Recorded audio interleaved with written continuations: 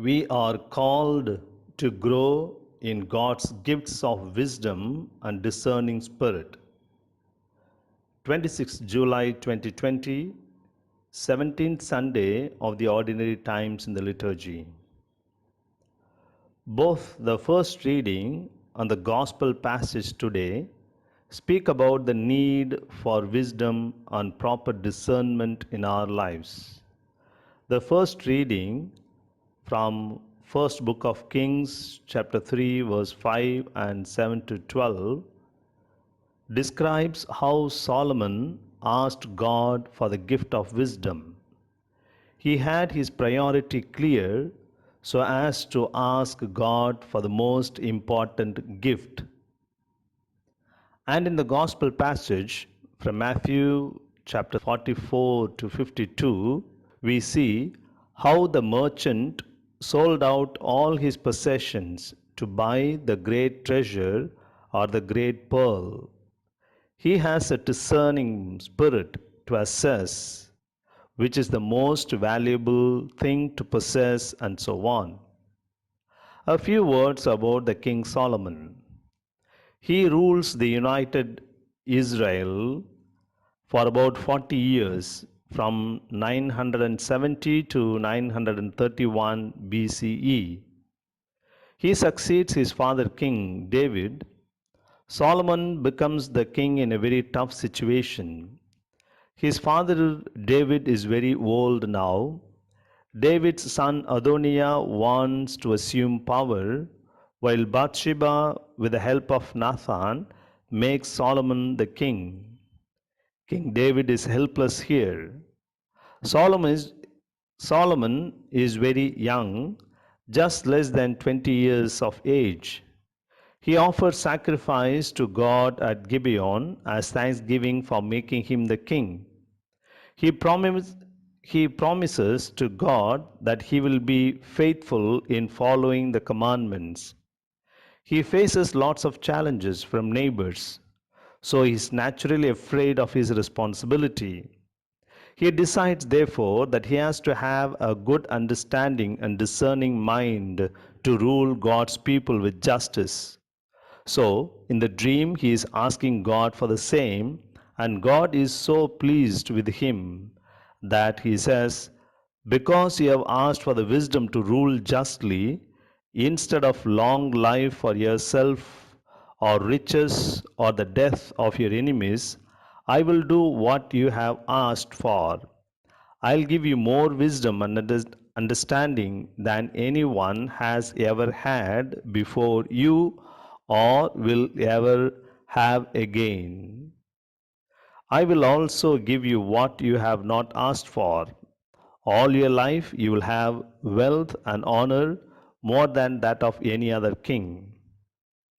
As I was reflecting upon this event, two questions came up to my mind. Solomon, a great wise man, richly blessed by God, why did he go away from him at the later part of his life? And the second question is, he asked for wisdom, but unless he already had some element of wisdom and discernment, he would not have asked for it. Perhaps he would have asked for riches or long life. So, that basic element of wisdom, from where did it come to Solomon in the first place? Now, regarding the first question, Solomon, blessed by God, endowed with great wisdom, riches, and honor that no other king on the earth has ever had, nor will have in future. Such a great man, how come he went against God in the later part of his life? He was the first one to build the temple of God, Yahweh, but later he built temples and altars for other gods as well.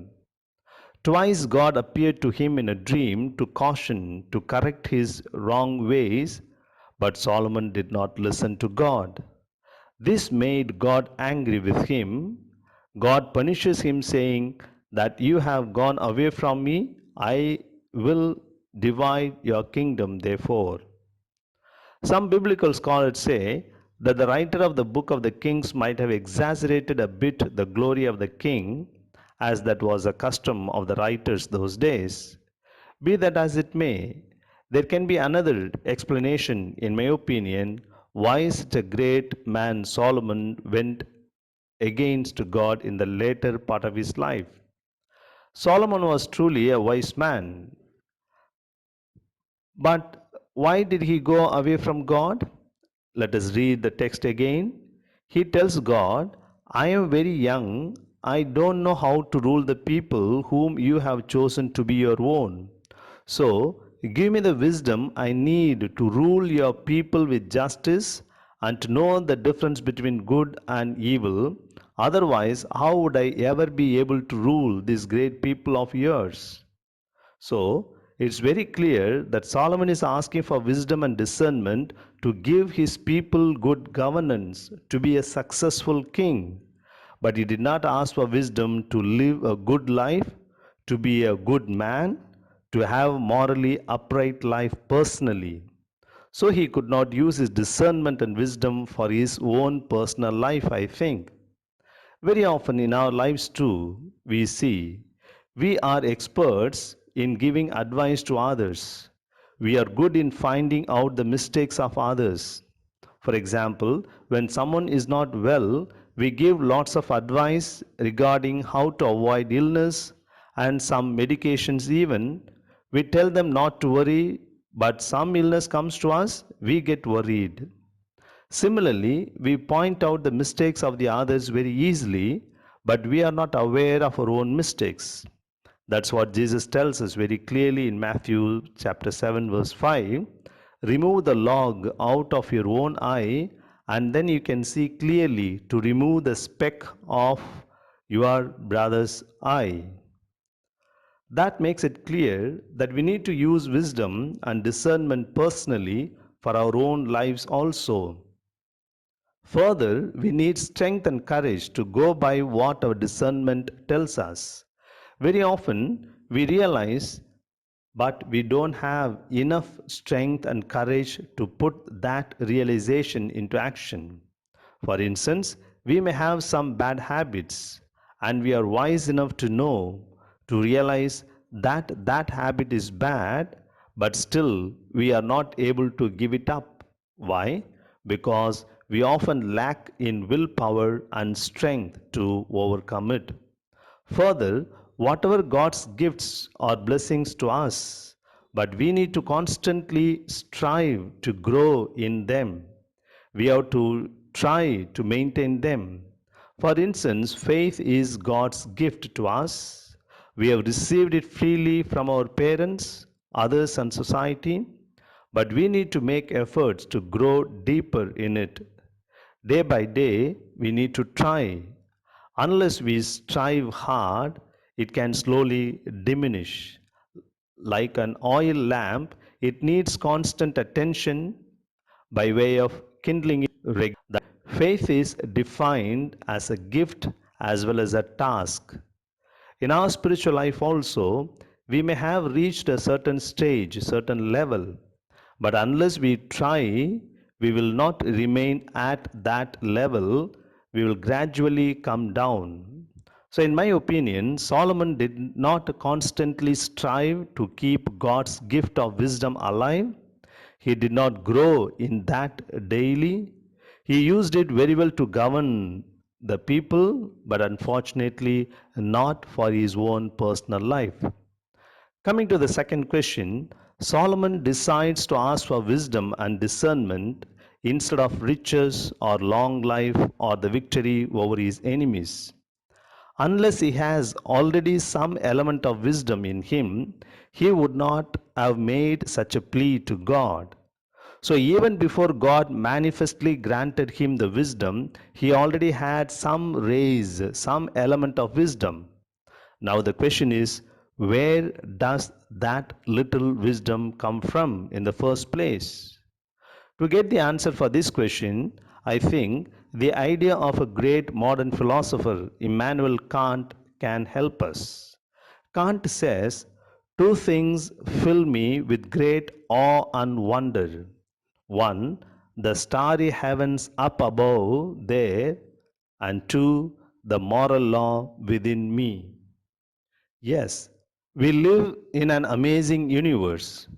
we can never know how many stars are there in the universe. Even if we live forever, we will never come to know how many stars are there in the universe because the universe is constantly expanding at a very high speed. And therefore, we are going away from the stars, and the light from those stars will never reach us. And unless we will never know that those stars exist at all. Further, we will never know how big the universe is because the known universe is 93 billion light years. That is 558 followed by 21 zeros kilometer. 558 followed by 21 zeros kilometers wide. And the unknown universe is much than the known universe. The unknown universe is 150 sextillion times bigger than the universe.